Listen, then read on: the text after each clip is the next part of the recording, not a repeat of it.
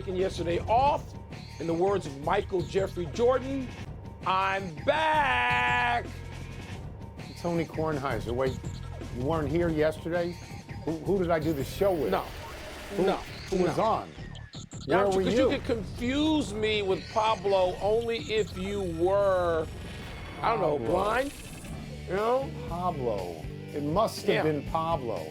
I Must thought have it been. was you. Yeah. Wow. Boy, you're What really happens? in trouble, You aren't get you? old. Welcome to PTI, boys and girls. In today's episode, Joel Embiid ponders his future. A Big 12 coach calls out Dion. And Steph Curry wants to shoot threes against Sabrina Ionescu. But we begin today with the best baseball player in the world, Shohei Ohtani, hitting another home run last night, his 35th, as the Angels beat the Yankees. Ohtani is now on pace for 60 homers. Wilbon, can you see him getting it? Yeah, why not? I mean, Tony, it's clear there's nothing that seems beyond Shohei, right? I mean, he can do anything. He may not get there this year, but he can start and win 15, maybe 17 games as a starter, and he can hit 60. I mean, why wouldn't he? The thing he hasn't really done so far is hit for average, but he's got that now. What is he, like 306, 308? So he's even pushing his average up, even, sort of in the prime of his career already, physical prime. He's getting better. And so, yeah, look at this. The one thing is ballpark. You know how I like to take shots at the great Yankee Stadium, having a couple of, 190-foot, sand wedge fences down each line. So Judge had that. And let's face it, Judge can hit him out of anywhere, but I like to make fun. Yes, he can. But in the AL, and particularly in the AL East, I think Judge had an advantage over Shohei, who's got ballparks like, Oakland, which is a mausoleum. I mean, it's hard to get balls out of there, and he's got to play games on the road there in his own home park. In Anaheim is not some home run paradise. He doesn't have a launching pad. He doesn't have a place where balls just fly out like the Rockies. So I think he can, because I wouldn't put it past him. I think it's going to be harder, though, than it was for Judge. So I definitely think he can get to 60. Every game I have ever watched him play, however many they are, it's not a tremendous sample.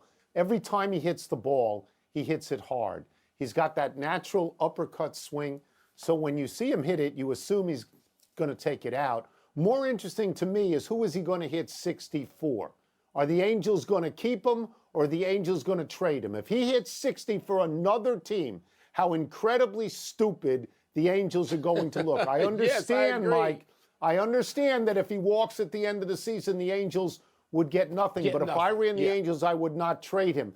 In the subject of Ohtani, I now wonder how many ball players of the last 30 or 40 years, guys in their 50s and 60s now, say, I wonder if I could have done that. They would never have let me do that. I was a pitcher in high school. I was the best hitter in high school, but they all said at the majors, you can't do it. And now kids in high school are thinking to themselves, maybe I can do it. Just as a very small side note, Mike, by losing that game last night, the Yankees fell into last place, undisputed last, in the AL East for the first time since, 1990. That's 33 years. Now they're above 500.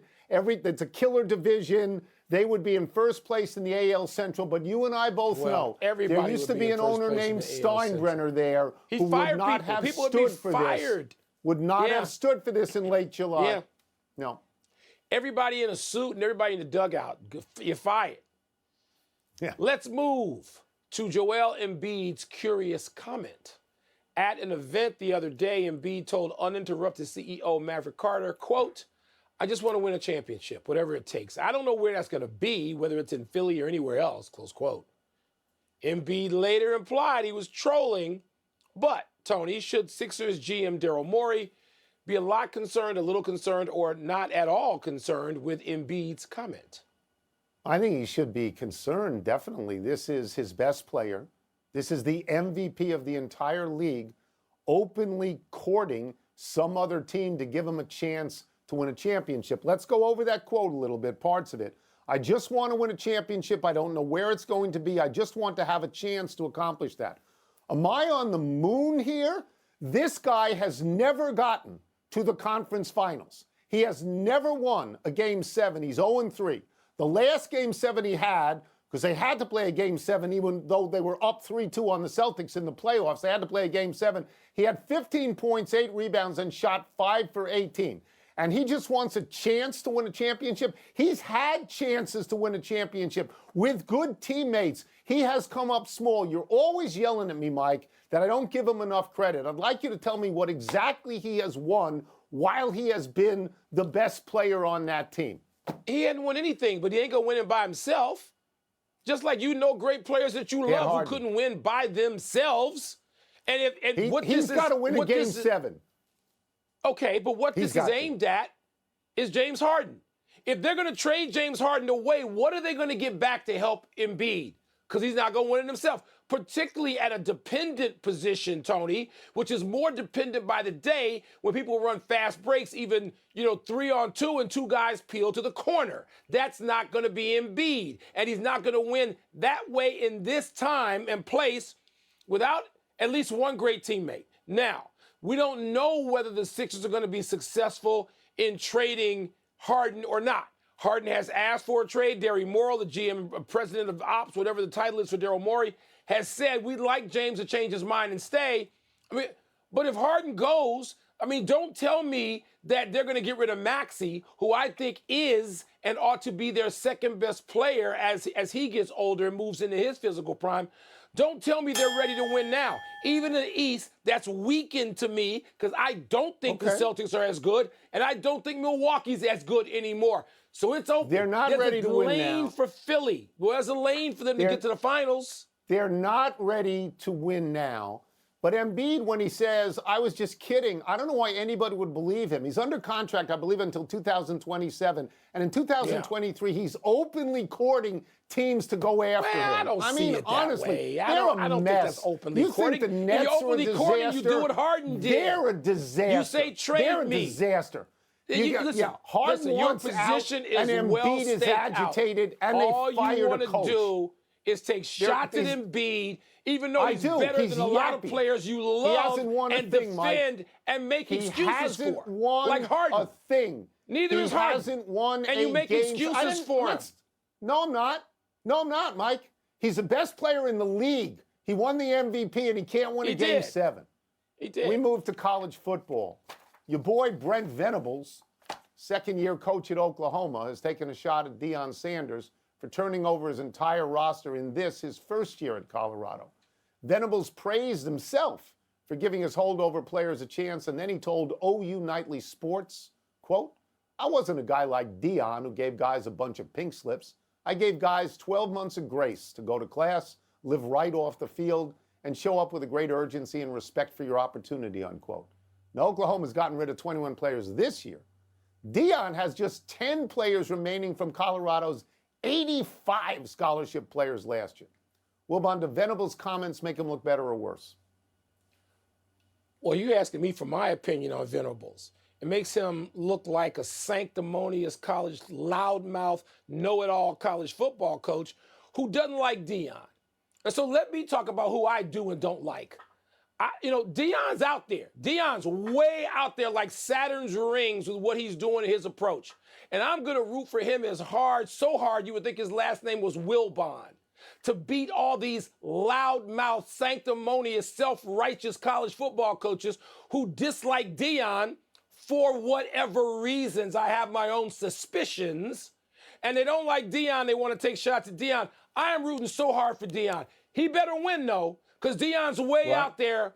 He's way out there. But I'm rooting for him hard. Yeah. I may go and buy season tickets at Colorado to go and sit in the stands and root for Deion to beat people like the loudmouth, sanctimonious Venables. So Venables was 6-7 last year, and now he's calling it a grace year. I think that's the first time Oklahoma had a losing record, I believe, in 24 years, and somehow he has set himself up as Mahatma Gandhi. I don't really understand this. Or Newt Here's Rockne, Deion. either one. Deion got hired by Colorado after they were 1-11. I can't imagine that Deion didn't say to the people who were hiring him, we're flipping everybody out of here. We're taking a new approach. This is how we're going to do it. Now, 1-11 last year. If he wins 3 games this year, that's probably terrific. Venables inherited an 11-2 squad and went 6-7. So if Dion were to win 3 or 4, Venables needs to shut up. But we're going to know, Mike. If Dion goes 1-11 and 2-10, we're going to know. And if he does well with the people he brings in, we're going to know as well. If I were Venables, I'd worry about the fact that Colorado was on my border at Oklahoma, and all those Colorado kids, I could just, do a whistle and bring them into school. Maybe they want to play for Dion now. Let's take a break. Coming up, is Rory McIlroy or Novak Djokovic more likely to win his last major of the year? And how would Steph Curry fare against Sabrina Ionescu in a 3-point shooting contest? It's not like Dion has a secret approach. You know what he's going to do. He says what he's going to do. Venables hasn't sanctioned it because I guess he has to give his permission. I can't wait.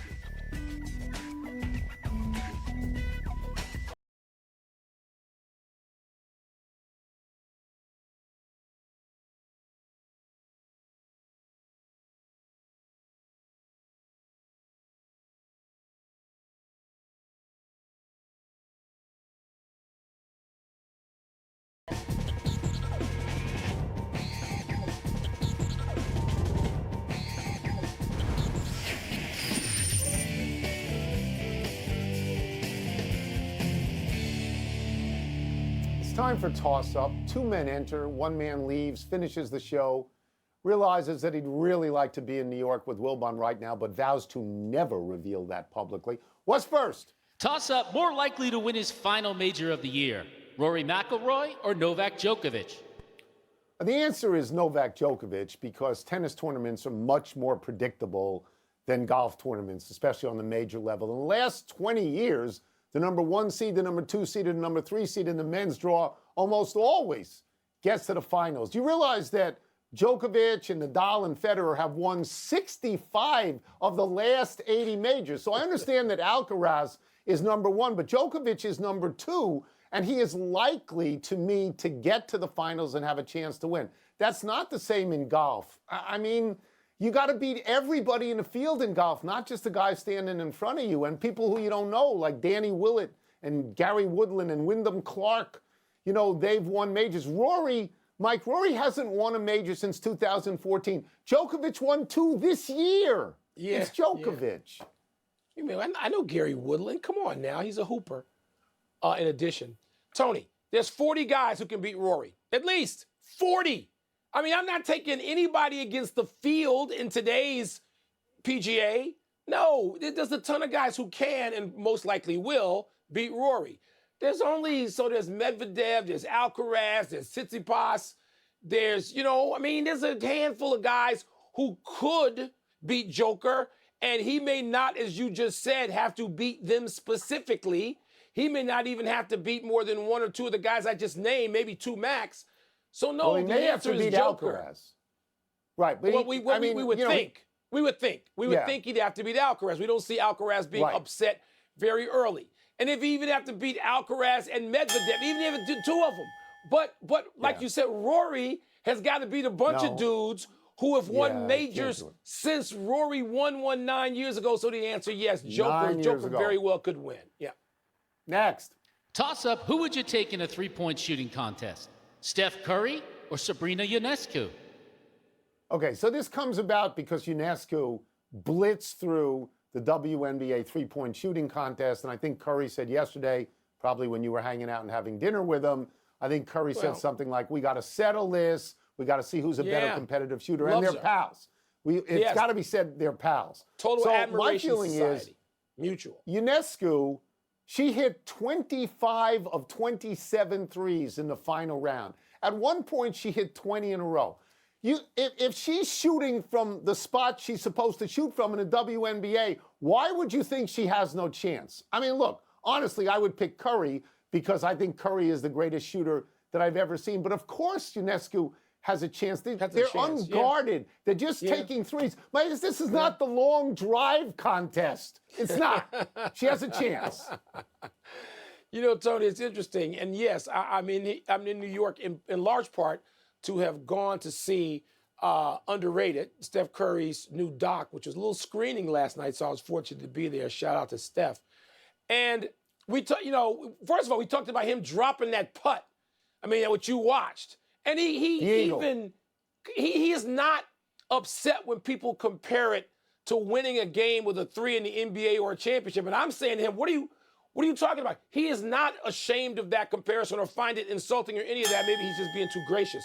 Look, Tony, I've been on the court, standing on the court, toes on the court, when Steph Curry has hit 43s in a row. Seen it. I mean, now, this is going into a playoff game. Maybe not the finals. Maybe it was a conference finals or a semifinal. I've seen him do this multiple times. I know Sabrina Ionescu probably does the same thing. So this would be great, and this is why there's a mutual love fest, and they each talk about how great a shooter the other is. But I ain't picking anybody. And I was with Chris Mullin last night, too, another one of our favorite shooters of all time.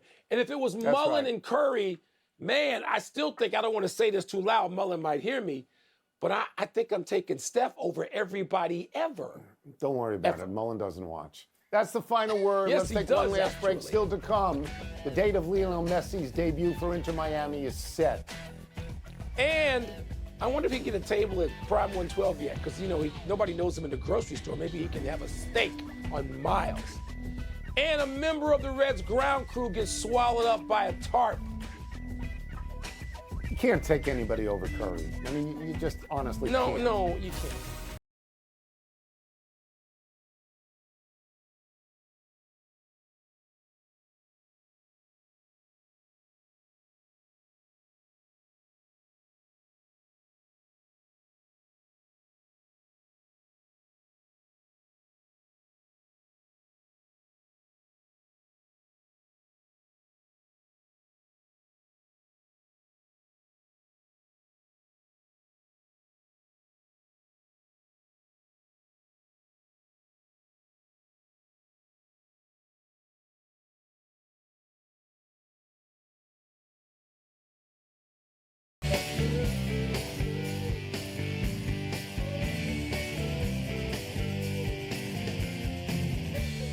Happy time, Pete.